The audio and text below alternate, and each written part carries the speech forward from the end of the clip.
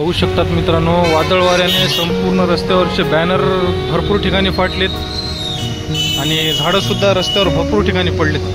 कारण अचानक वादळ वारं एवढ्या जोरात आलं होतं नांदेडमध्ये. तर आत्तासुद्धा पाऊस चालूच आहे. इथंसुद्धा झाडं पडलेत बघू शकतात. रस्त्यांवर गाड्यांना जायलासुद्धा प्रॉब्लेम व्हायला आता या झाडांमुळे.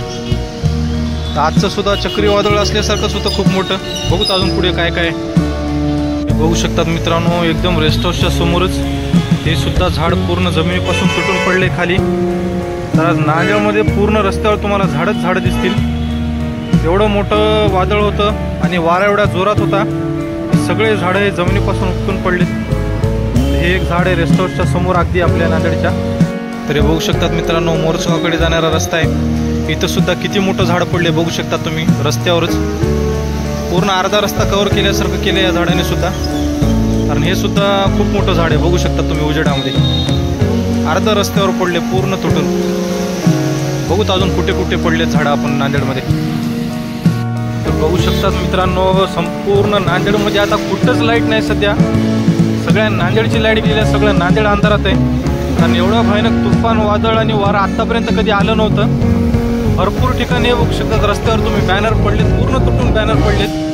जिथं गेलं तिथं बॅनर आणि रस्त्यावर झाडं.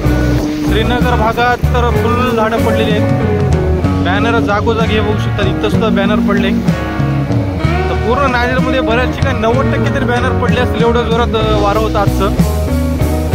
तर आपण लाईव्हमध्ये आपल्या ब्लॉगमध्ये जेवढं कव्हर करता येईल तेवढं कव्हर करत असतो नांदेडचं. हे बघू शकतात झाड आता तुमच्या डोळ्यासमोर. किती मोठं झाड आहे, पूर्ण रस्त्यावर पडले. ते केवढं मोठं झाड होतं बघितलं तुम्ही. सरळ रस्त्यावर, पूर्ण रस्त्यावरच पडले ते झाड. बघू शकतात नांदेडमध्ये मित्रांनो, आज वादळ वारं जे सुटलं होतं त्याच्यामुळे अनेक झाडं ही श्रीनगर भागामध्ये रस्त्यावर जमीनदोस्त झालेली आहेत. तर भरपूर ठिकाणी वादळ वाऱ्यामुळे बॅनर आणि झाडं हे रस्त्यावर पडलेले बघू शकतात आपण. ते बघू शकतात झाड रस्त्यावर तुटून पडले सगळं. भरपूर ठिकाणी श्रीनगर भागामध्ये झाडं पडलेत वादळ वाऱ्यामुळे. चला पुढं बघू.